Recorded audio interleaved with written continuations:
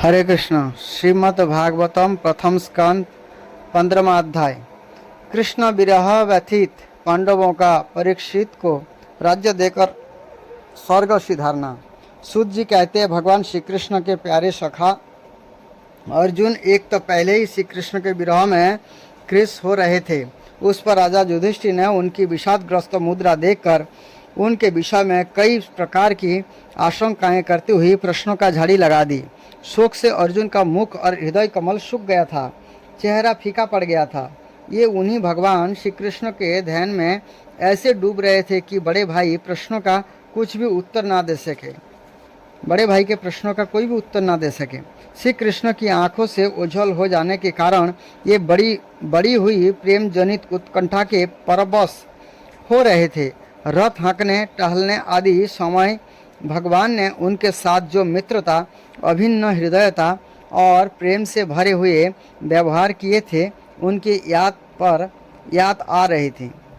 बड़े कष्ट से होने अपने शोक का वेग रोका, हाथ से नेत्रों के आंसू पोंछे और फिर रूंधे हुए गले से अपने बड़े भाई महाराज युधिष्ठिर से कहा। अर्जुन बोले, महाराज, मेरे मामेरे भाई अथवा अत्यंत घनिष्ठ मित्र का रूप धारण कर श्री कृष्ण ने मुझे ठग लिया। मेरे जिस प्रबल पराक्रम में बड़े बड़े देवता भी आश्चर्य में डूब जाते थे, उसे श्री कृष्ण ने मुझे छीन लिया। जैसे यह शरीर प्राण से रोहित होने पर मृतक कहलाता है, ऐसे ही उनके क्षण भर के वियोग से यह संसार अप्रिय दिखने लगता है। उनके आश्रय से द्रौपदी स्वयंवर में राजा द्रुपद के घर आए हुए कामान्वित राजाओं का तेज मैंने हरण कर लिया। धनुष पर बाण चढ़ाकर मत्स्य वेद किया और इस प्रकार द्रौपदी को प्राप्त किया था। उनके सान्निध्य मात्र से मैंने समस्त देवताओं के साथ इंद्रों को अपने बल से जीतकर अग्नि देवता को उनकी तृप्ति के लिए खांडव वन का दान कर दिया और मैं दानव के निर्माण की हुई अलौकिक कला कौशल से युक्त मायामयी सभा प्राप्त की और आपके यज्ञ के सब ओर से आकर राजाओं ने अनेकों प्रकार की भेंट समर्पित की। 10,000 हाथियों की शक्ति और बल से संपन्न आपके इन छोटे भाई भीमसेन ने उन्हीं की शक्ति से राजाओं के सिर पर पैर रखने वाले अभिमानी जरासंध का वध किया था। तदंतर उन्हीं भगवान ने उन बहुत से राजाओं को मुक्त किया। उनके जरासंध ने महाभैरव यज्ञ में बलि चढ़ाने के लिए बंदी बना रखा था।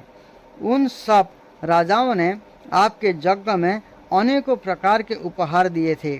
महारानी द्रौपदी राष्ट्रीय यज्ञ के महान अभिषेक से पवित्र हुए अपने उन सुंदर केशों को, जिन्हें दुष्ट ने भरी सभा में छूने का साहस किया था, बिखेर कर तथा आंखों में आंसू भरकर जब श्री कृष्ण के चरणों में गिर पड़ी, तब उन्होंने उसके सामने उसके उस घोर अपमान का बदला लेने की प्रतिज्ञा करके उन धूर्तों की स्त्रियों की ऐसे दशा कर दी कि ये विधवा हो गई और उन्हें अपने केस अपने हाथों खोल देने पड़े।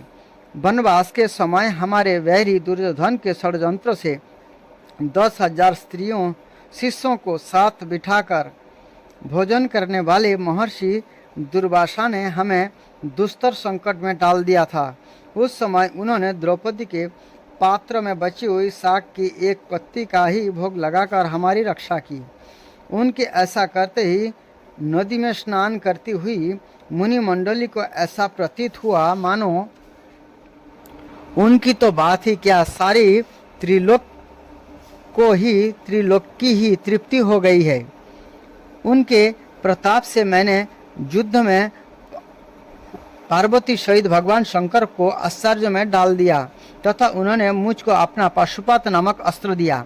साथ ही दूसरे लोकपालों ने भी प्रसन्न होकर अपने अपने अस्त्र मुझे दिए। और तो क्या, उनकी कृपा से मैं इसी शरीर से स्वर्ग में गया और देवराज इंद्र की सभा में उनके बराबर आधे आसन पर बैठने का सम्मान मैंने प्राप्त किया। उनके आग्रह से जब मैं स्वर्ग में ही कुछ दिनों तक रह गया, तब इंद्र के साथ समस्त देवता ने मेरी इन्हीं गांडीव धारण करने वाली भुजाओं का निवात कवच आदि दैत्यों को मारने के लिए आश्रय लिया। महाराज, यह सब जिनकी महती कृपा का फल है, उन्हीं पुरुषोत्तम भगवान श्री कृष्ण ने मुझे आज ठग लिया। महाराज, कौरवों की सेना भीष्म, द्रोण आदि अजेय महामत्स्यों से पूर्ण अपार समुद्र के समान दुस्तर थी, परंतु उनका आश्रय ग्रहण करके अकेले ही रथ पर सवार हो मैं उसे पार कर गया। उन्हीं की सहायता से आपको याद होगा, मैंने शत्रुओं से राजा विराट का सारा गोधन तो वापिस ले लिया, साथ ही उनके सिरों पर से चमकते हुए मणिमय मुकुट तथा अंग के अलंकार तक छीन लिए थे। भाई जी, कौरवों की सेना भीष्म, कर्ण, द्रोण, शल्य तथा अन्य बड़े बड़े राजाओं और क्षत्रिय वीरों के रथों से शोभायमान थी। उनके सामने मेरे आगे आगे चलकर वे अपनी दृष्टि से ही उन महारथी युद्धपतियों की आयु, मन, उत्साह और बल को छीन लिया करते थे। द्रोणाचार्य, भीष्म, कर्ण, भूरिश्रवा, सुशर्मा, शल्य, जयद्रथ और वाहिक आदि वीरों ने मुझ पर अपने कभी न चूकने वाले अस्त्र चलाए थे, परंतु जैसे हिरण्यकशिपु आदि दैत्य के अस्त्र शस्त्र भगवत भक्त प्रहलाद का स्पर्श नहीं करते थे, वैसे ही उनके शस्त्रास्त्र मुझे छू तक नहीं सके। यह श्री कृष्ण के भुज दंड की छत्र छाया में रहने का ही प्रभाव है। श्रेष्ठ पुरुष संसार से मुक्त होने के लिए जिनके चरण कमलों का सेवन करते हैं, आपने आपातक को दे डालने उन भगवान को मुझे दुर्बुद्धि ने सारथिक बना डाला। जिस समय मेरे घोड़े थक गए थे और मैं रथ से उतरकर पृथ्वी पर खड़ा था, उस समय बड़े बड़े महारथी शत्रु भी मुझ पर प्रहार न कर सके, क्योंकि श्री कृष्ण के प्रभाव से उनकी बुद्धि मारी गई थी। महाराज, माधव के उन्मुक्त और मधुर मुस्कान से युक्त विनोद भरे एवं हृदय स्पर्शी वचन और उनका मुझे पार्थ, अर्जुन, सखा, कुरुनंदन आदि कहकर पुकारना मुझे याद आने पर मेरे हृदय में उथल पुथल मचा देते हैं। सोने, बैठने, टहलने और अपने संबंध में बड़ी बड़ी बातें करने तथा भोजन आदि करने में हम प्राय एक साथ रहा करते थे। किसी किसी दिन मैं व्यंग से उन्हें कह बैठता, मित्र, तुम तो बड़े सत्यवादी हो। उस समय भी यह महापुरुष अपनी महानुभावता के कारण जैसे मित्र अपने मित्र का ही पिता अपने पुत्र का अपराध सह लेता है, उसी प्रकार मुझ दुर्बुद्धि के अपराध को सह लिया करते थे। महाराज, जो मेरे सखा प्रिय मित्र नहीं मेरे हृदय ही थे, उन्हीं पुरुषोत्तम भगवान से मैं रोहित हो गया हूँ। भगवान की पत्नियों को द्वारका में अपने साथ ला रहा था, परंतु मार्ग में दुष्ट गोपों ने मुझे एक अबला की भांति हरा दिया और मैं उनकी रक्षा नहीं कर सका। वही मेरा गांडीव धनुष है, यही बाण है, वही रथ है, वही घोड़े हैं और वही मैं रथी अर्जुन हूँ, जिसके सामने बड़े बड़े राजा लोग सिर झुकाया करते थे। श्री कृष्ण के बिना ये सब एक ही क्षण में नहीं के समान सार शून्य हो गए। ठीक उसी तरह जैसे भस्म में डाली हुई आहुति, कपट भरी सेवा और उस रौ में बोया हुआ बीज व्यर्थ जाता है। राजन, आपने द्वारकावासी आपने जिन सुहित संबंधियों की बात पूछे हैं, ये ब्राह्मणों के शापवश मोहग्रस्त हो गए और बारुणी मदिरा के पान से मदोन्मत्त होकर अपरिचितों की भांति आपस में ही एक दूसरे के भिड़ गए और घूंसों से मार पीट करके सब के सब नष्ट हो गए। उनमें से केवल 4-5 ही बचे हैं। वास्तव में यह सर्वशक्तिमान भगवान की ही लीला है। कि संसार के प्राणी परस्पर एक दूसरे का पालन पोषण भी करते हैं और एक दूसरे को मार भी डालते हैं। राजन, जिस प्रकार जलचरों में बड़े जंतु छोटे को, बलवान दुर्बलों को एवं बड़े और बलवान भी परस्पर एक दूसरे को खा जाते हैं, उसी प्रकार अतिशय बली और बड़े यदुवंशियों के द्वारा भगवान ने दूसरे राजाओं का संहार कराया। तत्पश्चात यदुवंशियों के द्वारा ही एक दूसरे यदुवंशियों का नाश करा करके पूर्ण रूप से पृथ्वी का भार उतार दिया। भगवान श्री कृष्ण ने मुझे जो शिक्षाएं दी थी वे देश, काल और प्रयोजन के अनुरूप तथा हृदय के ताप को शांत करने वाली थी। स्मरण आते ही ये हमारे चित्त का हरण कर लेती है। सूत जी कहते हैं, इस प्रकार प्रगाढ़ प्रेम से भगवान श्री कृष्ण के चरण कमलों का चिंतन करते करते अर्जुन की चित्त वृत्ति अत्यंत निर्मल और प्रशांत हो गई। उनकी प्रेममयी भक्ति भगवान श्री कृष्ण के चरण कमलों के हर निश्चिंता से अत्यंत बढ़ गई। भक्ति के वेग ने उनके हृदय को मत कर उसमें से सारे विकारों को बाहर निकाल दिया। उन्हें युद्ध के प्रारंभ में भगवान के द्वारा उपदेश किया हुआ गीता ज्ञान पुनः स्मरण हो आया। उसकी काल के व्यवधान और कर्मों के विस्तार के कारण प्रमादवश कुछ दिनों के लिए विस्मृति हो गई थी। ब्रह्म ज्ञान की प्राप्ति से माया का आवरण भंग होकर गुणातीत अवस्था प्राप्त हो गई। दैत्य का संशय निवृत्त हो गया। सूक्ष्म शरीर भंग हुआ। ये शोक एवं जन्म मृत्यु के चक्र से सर्वथा मुक्त हो गए। भगवान के स्वधाम गमन और यदुवंशियों के संहार का वृत्तांत सुनकर निश्चल मति युधिष्ठिर ने स्वर्गारोहिणी का निश्चय किया। कुंती ने भी अर्जुन के मुख से यदुवंशियों के नाश और भगवान के स्वधाम गमन की बात सुनकर अनन्य भक्ति से अपने हृदय को भगवान श्री कृष्ण में लगा दिया और सदा के लिए इस जन्म मृत्यु रूप संसार में अपना मुंह मोड़ लिया। भगवान श्री कृष्ण ने लोक दृष्टि में जिस यादव शरीर से पृथ्वी का भार उतारा था उसका वैसे ही परित्याग कर दिया जैसे कोई कांटे से कांटा निकालकर फिर दोनों को फेंक दे। भगवान की दृष्टि में दोनों ही समान थे। जैसे वे नट के समान सत्यादि रूप धारण करते हैं और फिर उसका त्याग कर देते हैं, वैसे ही उन्होंने जिस यादव शरीर से पृथ्वी का भार दूर किया था उसे त्याग भी दिया। जिनकी मधुर लीलाएं श्रवण करने योग्य है, उन भगवान श्री कृष्ण ने जब आपने मनुष्य के से शरीर से इस पृथ्वी का परित्याग कर दिया, उसी दिन विचारहीन लोगों को अधर्म में फंसने वाला कलयुग आधम का महाराज युधिष्ठिर से कलयुग का फैलना छिपा ना रहा। उन्होंने देखा देश में, नगर में, घरों में और प्राणियों में लोभ और असत्य, छल, हिंसा आदि धर्म की बढ़ती हो गई है। तब उन्होंने महाप्रस्थान का निश्चय किया। उन्होंने अपने विनयी पौत्र परीक्षित को, जो गुणों में उन्हीं के समान थे, समुद्र से घिरी हुई पृथ्वी के सम्राट पद पर हस्तिनापुर में अभिषिक्त किया। उन्होंने मथुरा में सूरसेन अधिपति के रूप में अनिरुद्ध के पुत्र वज्र का अभिषेक किया।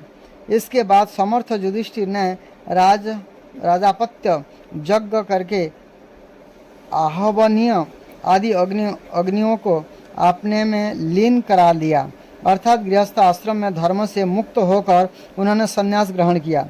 युधिष्ठिर के आपने सब वस्त्र आभूषण आदि वही छोड़ दिए एवं ममता एवं अहंकार से रहित होकर समस्त बंधन काट डाले। उन्होंने दृढ़ भावना से बाणों को मन में, मन को प्राण में, प्राण को अपने में और अपान में और अपन को उसकी क्रिया के साथ मृत्यु में तथा मृत्यु को पंचभूतमय शरीर में लीन कर लिया। इस प्रकार शरीर को मृत्यु रूप अनुभव करके उन्होंने उसे त्रिगुण में मिला दिया। त्रिगुण को भूल प्रकृति में सर्व कारण रूपा प्रकृति को आत्मा में और आत्मा को अविनाशी ब्रह्म में विलीन कर दिया। उन्हें यह अनुभव होने लगा कि यह संपूर्ण दृश्य प्रपंच ब्रह्म स्वरूप है। इसके पश्चात उन्होंने शरीर पर चीर वस्त्र धारण किया अर्थात पेड़ का छाल, अन्न जल का त्याग कर दिया, मौन ले लिया और केस खोलकर बिखेर लिए। ये अपने रूप को ऐसा दिखाने लगे जैसे कोई जड़ उन्मत्त या पिशाच हो। फिर वे बिना किसी की बाट देखे तथा बहरे की तरह बिना किसी की बात सुने घर से निकाल पड़े, हृदय में उस पर ब्रह्म का ध्यान करते हुए जिसको प्राप्त करके फिर लौटना नहीं होता। उन्होंने उत्तर दिशा की यात्रा की, जिस और पहल बड़े बड़े महात्मा जन जा चुके हैं। भीमसेन, अर्जुन आदि युधिष्ठिर के छोटे भाइयों ने भी देखा कि आप पृथ्वी में सभी लोगों की अधर्म के सहायक कलि युग ने प्रभावित कर डाला है। इसलिए ये भी श्री कृष्ण के चरणों की प्राप्ति का दृढ़ निश्चय करके अपने बड़े भाई के पीछे पीछे चल पड़े। उन्होंने जीवन के सभी लाभ भलीभांति प्राप्त कर लिए थे, इसलिए वह निश्चय करके कि भगवान श्री कृष्ण के चरण कमल ही हमारे परम पुरुषार्थ है, उन्होंने उन्हें हृदय में धारण किया। पांडवों के हृदय में भगवान श्री कृष्ण के चरण कमलों के ध्यान से भक्ति भाव उमड़ आया। उनकी बुद्धि सर्वथा शुद्ध होकर भगवान श्री कृष्ण के उस सर्वोत्कृष्ट रूपों में अनन्य भाव से स्थिर हो गई, जिसमें निष्पाप पुरुष ही स्थिर हो पाते हैं। फलतः उन्होंने अपने विशुद्ध अंतःकरण से स्वयं ही यह गति प्राप्त की, जो विषय आसक्त दुष्ट मनुष्य को कभी प्राप्त नहीं हो सकती। संयमी एवं कृष्ण के प्रेम वश में मुग्ध भगवानमय विदुर जी ने भी अपने शरीर को प्रभाव क्षेत्र में त्याग दिया। उस समय उन्होंने लेने के लिए आए हुए पितरों के साथ ये अपने लोक जमलोक को चले गए। द्रौपदी ने देखा कि आप पांडव लोग निरपेक्ष हो गए हैं, तब वे अनन्य प्रेम से भगवान श्री कृष्ण का ही चिंतन करके उन्हें प्राप्त हो गए। भगवान के प्यारे भक्त पांडवों के महाप्रयाण की इस परम पवित्र इस मंगलमय कथा को जो पुरुष श्रद्धा से सुनता है और निश्चय ही भगवान की भक्ति और मोक्ष प्राप्त करता है। एक बार राजा दुर्योधन ने महर्षि दुर्वासा की बड़ी सेवा की। उससे प्रसन्न होकर मुनि ने दुर्योधन से वर मांगने को कहा। दुर्योधन ने यह सोचकर कि ऋषि के शाप से पांडवों को नष्ट करने का अच्छा अवसर है, मुनि ने कहा, ब्राह्मण, हमारे कुल में युधिष्ठिर प्रधान है। आप अपने 10 सहस्त्र शिष्य सहित उनका आतिथ्य स्वीकार करें, किंतु आप उनके यहाँ उस समय जाएं जबकि द्रौपदी भोजन कर चुकी है, जिससे उसे भूख का कष्ट ना उठाना पड़े। द्रौपदी के पास सूर्य की दी हुई एक ऐसी बटलोई थी, अर्थात अन्न का पात्र, जिसमें सिद्ध किया हुआ अन्न द्रौपदी के भोजन कर लेने से पूर्व शेष नहीं होता था, किंतु उसके भोजन करने के बाद यह समाप्त हो जाती थी। दुर्वासा जी दुर्योधन के कथा अनुसार उसके भोजन कर चुकने पर मध्याह्न में अपने शिष्य मंडल सहित पहुँचे और धर्मराज से बोले, हम नदी पर स्नान करने के जाते हैं, तुम हमारे लिए भोजन तैयार रखना। इससे द्रौपदी को बड़ी चिंता हुई और उसने अति आतर होकर आर्तबंधु भगवान श्री कृष्ण की शरण ली। भगवान तुरंत ही अपना विलास भवन छोड़कर द्रौपदी की झोपड़ी पर आए और उससे बोले, कृष्ण, आज बड़ी भूख लगी है, कुछ खाने को दो। द्रौपदी भगवान की इस अनुपम दया से गदगद हो गई और बोली, प्रभु, मेरा बड़ा भाग्य है जो आज विश्व भर ने मुझसे भोजन मांगा, परंतु क्या करूं, आप तो कुटी में कुछ भी नहीं है। भगवान ने कहा, अच्छा, यह पात्र तो लाओ, इसमें कुछ होगा ही। द्रौपदी बाटलोई ले आई, अर्थात तो पात्र ले आई। उसमें कहीं शाक का एक कण लगा था। विश्वात्मा हरि ने उसी को भोग लगाकर त्रिलोक को तृप्त कर दिया और भीमसेन से कहा कि मुनि मंडल को भोजन के लिए बुला लाओ, किंतु मुनिगण तो पहले ही तृप्त होकर भाग गए थे। इस प्रकार से दुर्वासा मुनि का जो कथा था तो शॉर्ट में बताया आपको। 16वां अध्याय परीक्षित की दिग्विजय तथा धर्म और पृथ्वी का संवाद। सूत जी कहते हैं, सनक जी, पांडवों के महाप्रयाण के पश्चात भगवान के परम भक्त राजा परीक्षित श्रेष्ठ ब्राह्मणों की शिक्षा के अनुसार पृथ्वी का शासन करने लगा। उनके जन्म के समय ज्योतिषियों ने उनके संबंध में जो कुछ कहा था, वास्तव में ये सभी महान गुण उनमें विद्यमान था। उन्होंने उत्तर की पुत्री इरावती से विवाह किया। उससे उन्होंने जन्मेंजय आदि 4 पुत्र उत्पन्न किए तथा कृपाचार्य को आचार्य बनाकर उन्होंने गंगा के तट पर 3 अश्वमेध यज्ञ किए, जिनमें ब्राह्मणों को पुष्कल दक्षिणा दी गई। उन यज्ञों में देवताओं ने प्रत्यक्ष रूप में प्रकट होकर अपना भाग ग्रहण किया था। एक बार दिग्विजय करते समय उन्होंने देखा कि शूद्र के रूप में कलयुग राजा का वेश धारण करके एक गाय और बैल के जोड़ों को ठोकर से मार रहा है। तब उन्होंने उसे बलपूर्वक पकड़कर दंड दिया। सनक जी ने पूछा, महाभागवान सूत जी, दिग्विजय के समय महाराज परीक्षित ने कलियुग को दंड देकर ही क्यों छोड़ दिया, मार क्यों नहीं डाला? क्योंकि राजा का वेश धारण करने पर भी था तो वह अधम शूद्र ही, जिसने गाय को लात से मारा था। यदि वह प्रसंग भगवान श्री कृष्ण की लीला से अथवा उनके चरण कमलों की मकरंद रस का पान कराने वाले रसिक महानुभावों से संबंध रखता है तो अवश्य कहिए। दूसरी, व्यर्थ की बातों से क्या लाभ, उनमें तो आयु व्यर्थ नष्ट होती है। प्यारे सूत जी, जो लोग चाहते तो है मोक्ष परंतु अल्पायु होने के कारण मृत्यु से ग्रस्त हो जाते हैं, उनके कल्याण के लिए भगवान जम का आवाहन करके उन्हें यहाँ शांति कर्म में नियुक्त कर दिया गया है। जब तक जमराज यहाँ इस कर्म में नियुक्त है तब तक किसी की मृत्यु नहीं होती।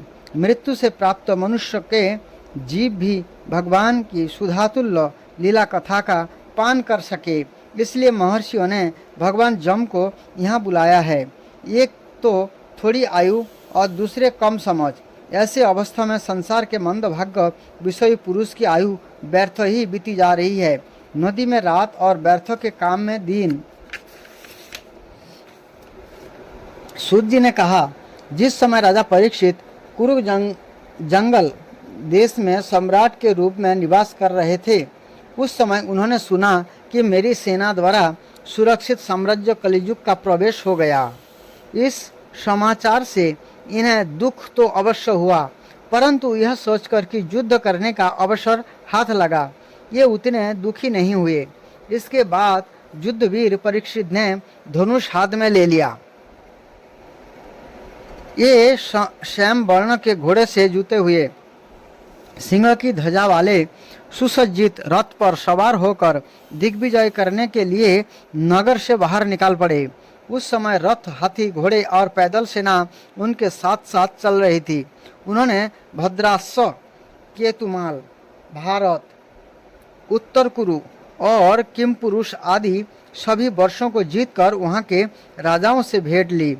उन्हें इन देशों में सर्वत्र अपने पूर्वज महात्माओं का सुजस सुनने को मिला। उस यशोगान से पथ पथ पर भगवान श्री कृष्ण की महिमा प्रकट होती थी। इसके साथ ही उन्हें यह भी सुनने को मिलता था कि भगवान श्री कृष्ण ने अश्वत्थामा के ब्रह्मास्त्र की ज्वाला से किस प्रकार उनकी रक्षा की थी। यदुवंशी और पांडवों में परस्पर कितना प्रेम था तथा पांडवों का भगवान श्री कृष्ण में कितनी भक्ति थी। जो लोग उन्हें यह चरित्र सुनाते उन पर महामना राजा परीक्षित बहुत प्रसन्न होते, उनके नेत्र प्रेम से खिल उठते। ये बड़ी उदारता से उन्हें बहुमूल्य वस्त्र और मणियों के हार उपहार रूप में देते।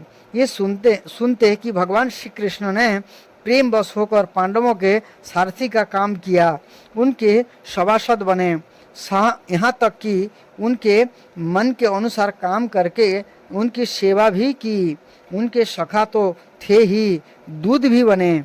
ये रात को शस्त्र ग्रहण करके वीरासन से बैठ जाते और शिविर का पहरा देते, उनके पीछे पीछे चलते, स्तुति करते तथा प्रणाम करते।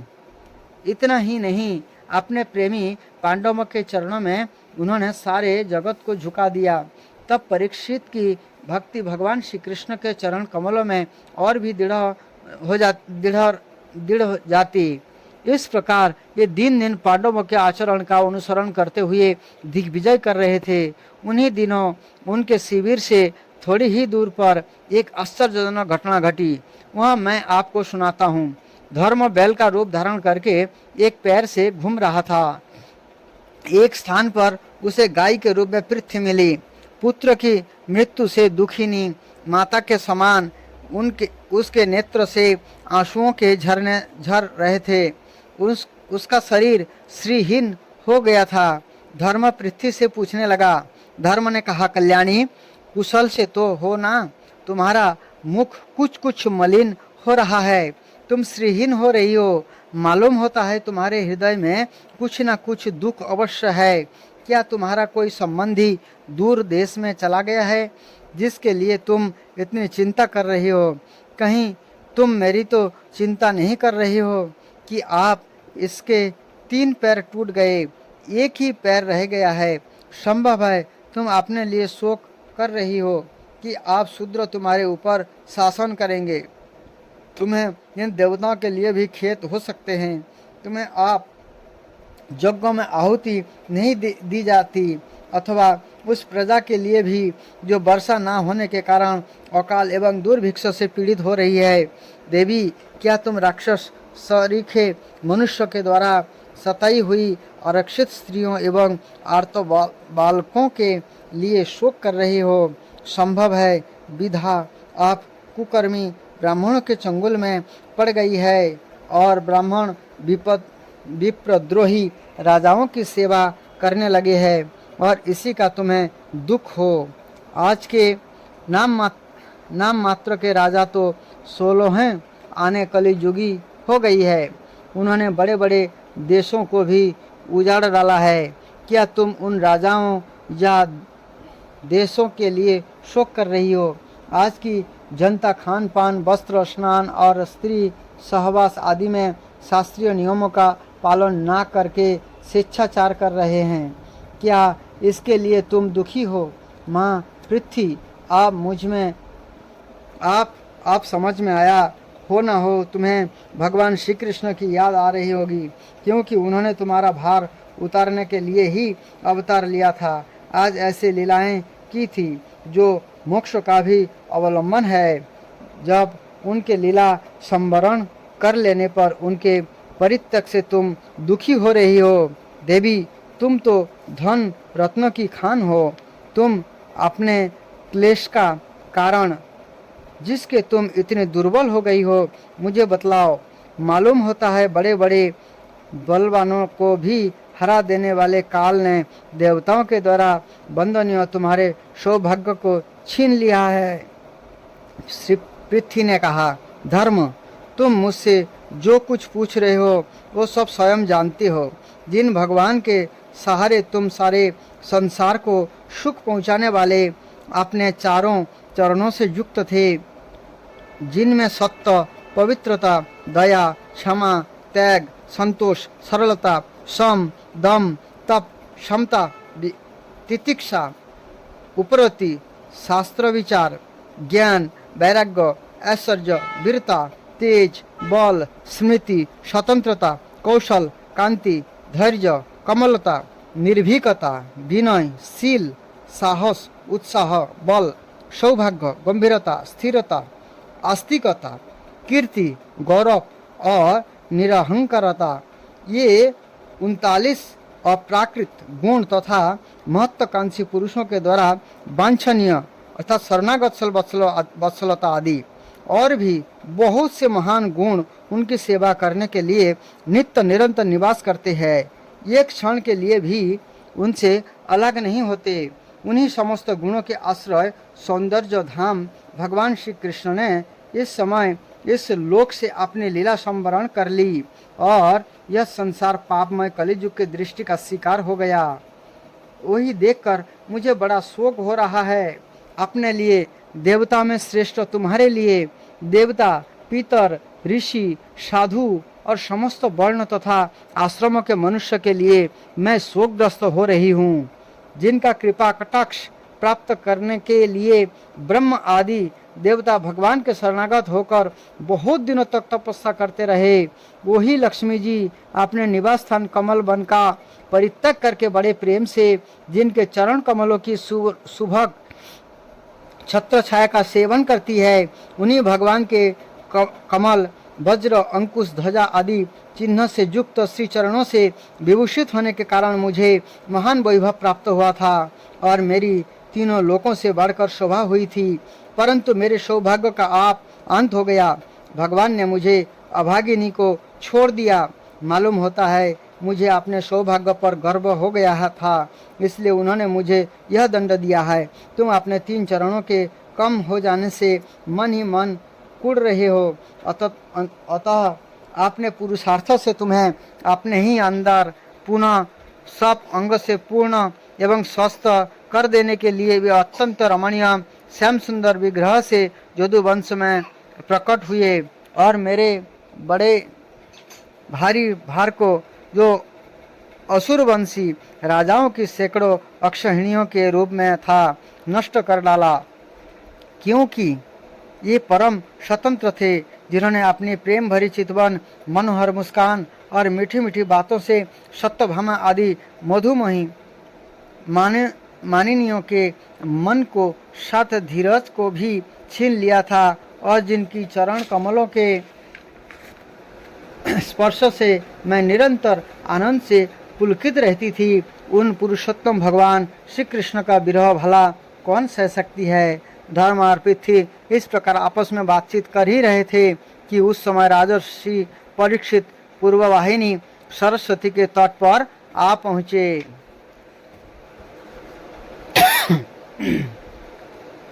17वां अध्याय महाराज परीक्षित द्वारा कलिजुग का दमन।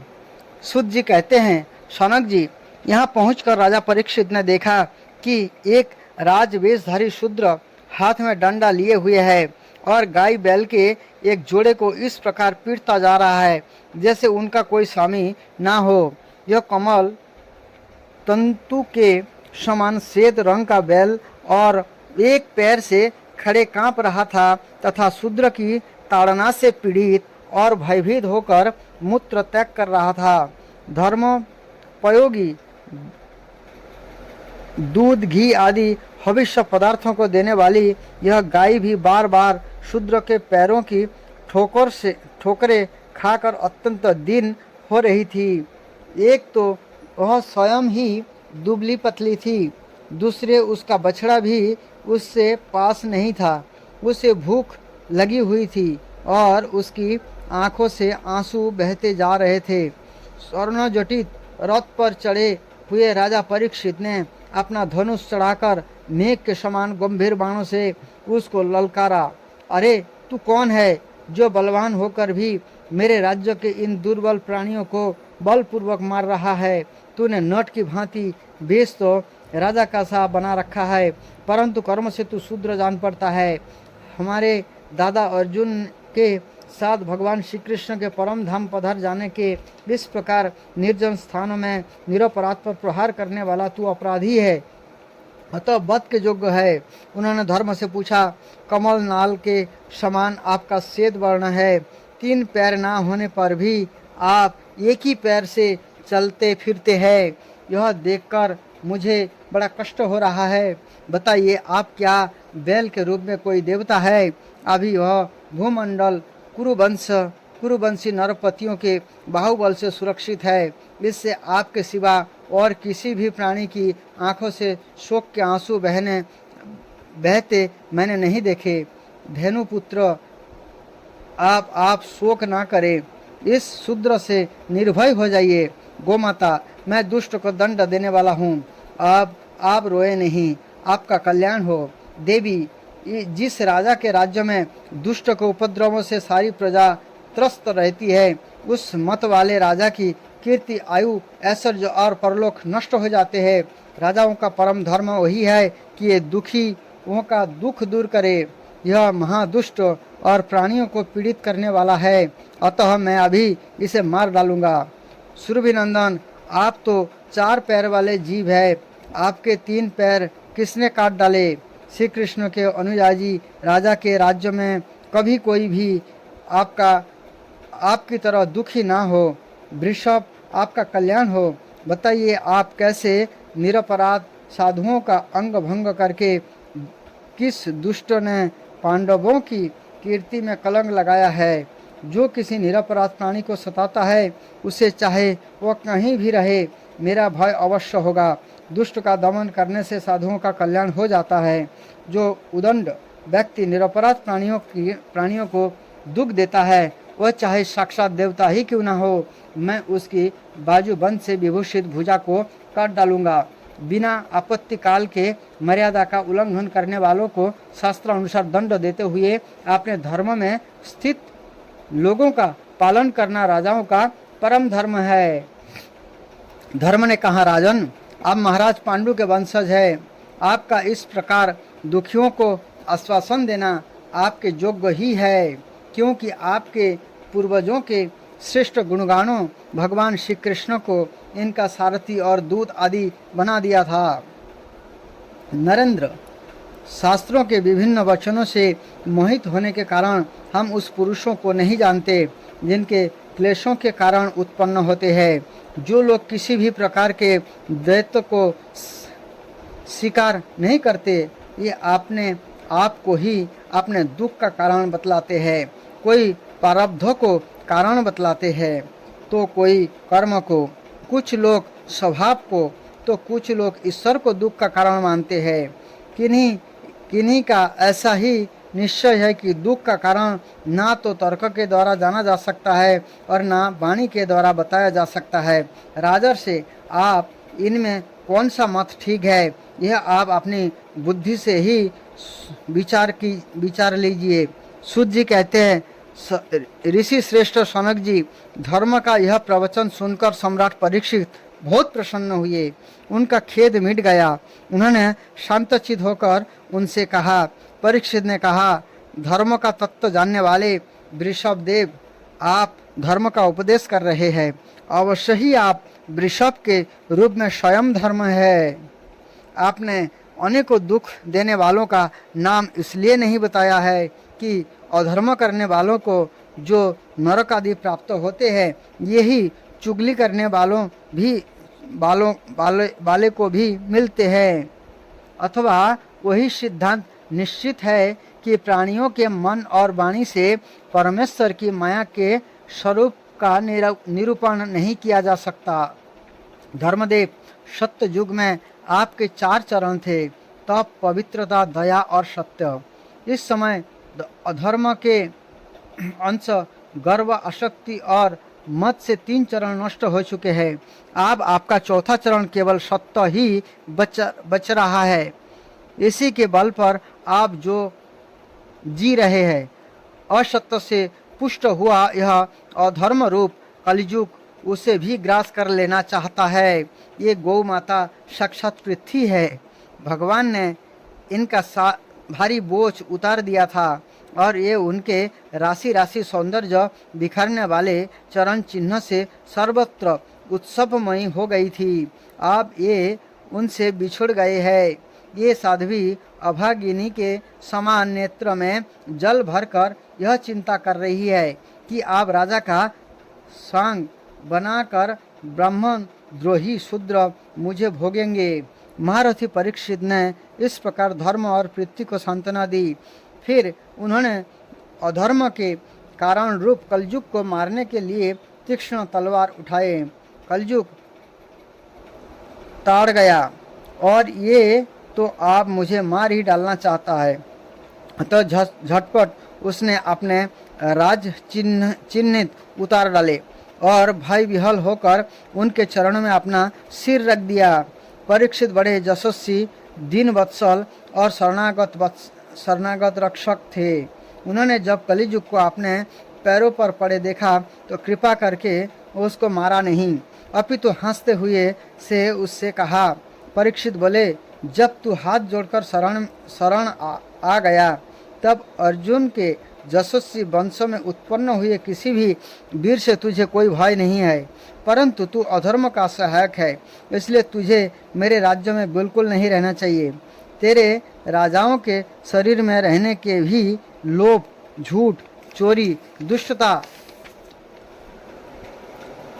स्वधर्म त्याग, दरिद्रता, कपट, कलह, दंभ, दूसरे पापों की बढ़ती हो रही है। अतः अधर्म के साथी इस ब्रह्मा वर्त में तू एक क्षण के लिए भी न ठहरना, क्योंकि वह धर्म और सत्य का निवास स्थान है।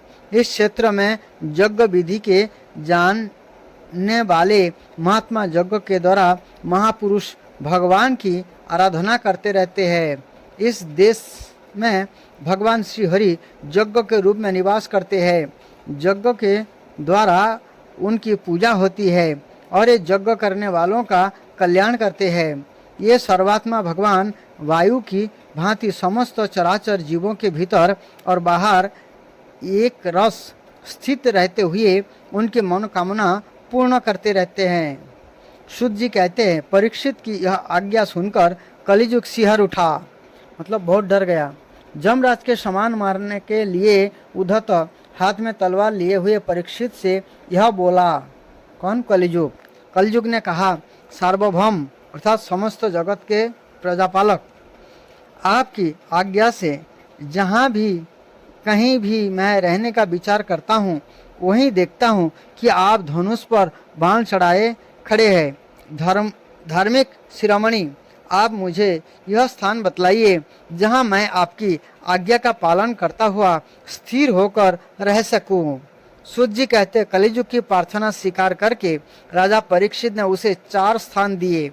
धूत अर्थात ध्रुत क्रीड़ा जैसे ताश पासा, सट्टा बाजारी वगैरह, मदपान ऐसे नशा जहाँ पे होती है, स्त्री संग, अवैध स्त्री संग, और हिंसा जहाँ पे होती है जैसे मांसाहार वगैरह। इस स्थानों में क्रमशः असत्य, मत, आसक्ति और निर्दयता, ये 4 प्रकार के अधर्म निवास करते हैं। उसने और भी स्थान मांगे, तब समर्थ परीक्षित ने उसे रहने के लिए एक और सुवर्ण अर्थात धन दिया। इस प्रकार कलिजुग के 5वां स्थान हो गया झूठ, मद, काम, बैर और रजगुण। परीक्षित के दिए हुए इन्हीं 5 स्थानों में अधर्म का मूल कारण कली उनकी आज्ञा का पालन करता हुआ निवास करने लगा। इसलिए आत्म कल्याणकामी पुरुषों को इन 5 स्थान का सेवन कभी नहीं करना चाहिए। धार्मिक राजा, प्रजा वर्ग के लौकिक नेता और धर्मोपदेष्टा गुरुओं को तो बड़ी सावधानी से इनका त्याग करना चाहिए। राजा परीक्षित ने इसके बाद वृषभ रूप धर्म के 3 चरण तपस्या, शौच और दया छोड़ दिए और आश्वासन देकर पृथ्वी का संवर्धन किया। यही महाराज परीक्षित इस समय अपने राज सिंहासन पर, जिसे उनके पितामह महाराज युधिष्ठिर ने वन में जाते समय उन्हें दिया था, विराजमान है। ये परम यशस्वी सौभाग्य भाजन चक्रवर्ती सम्राट राजर्षि परीक्षित इस समय हस्तिनापुर में कौरव कुल की राज्य लक्ष्मी से शोभायमान है। अभिमन्यु नंदन राजा परीक्षित वास्तव में ऐसे ही प्रभावशाली है जिनके शासन काल में आप लोग इस दीर्घकालीन यज्ञ के लिए दीक्षित हुए हैं। 43 से 45 तक के श्लोक में महाराज परीक्षित का वर्तमान के समान वर्णन किया गया है। वर्तमान सामीप्य वर्तमान बद्धा। इस पाणिनि सूत्र के अनुसार वर्तमान के निकटवर्ती भूत और भविष्य के लिए भी वर्तमान का प्रयोग किया जा सकता है। जगत गुरु बल्लभाचार्य जी महाराज ने अपनी टीका में लिखा है कि यद्यपि परीक्षित की मृत्यु हो गई थी, फिर भी उनकी कीर्ति और प्रभाव वर्तमान के समान ही विद्यमान है। उनके प्रति अत्यंत श्रद्धा उत्पन्न करने के लिए उनकी दूरी यहाँ मिटा दी गई है। उन्हें भगवान का सायुज्य प्राप्त हो गया था, इसलिए भी सूत जी ये अपने सम्मुख ही दिख रहे हैं। न केवल उन्हीं को बल्कि सबको इस बात की प्रवृत्ति हो रही है।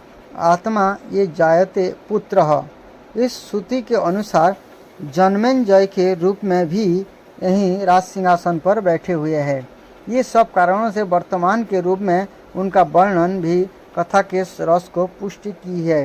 अर्थात जो परीक्षित महाराज जी के शरीर छोड़ने के बाद उनके पुत्र जो जन्मेंजय राजा बने, फिर वो सम्राट बने और सबको संभाले।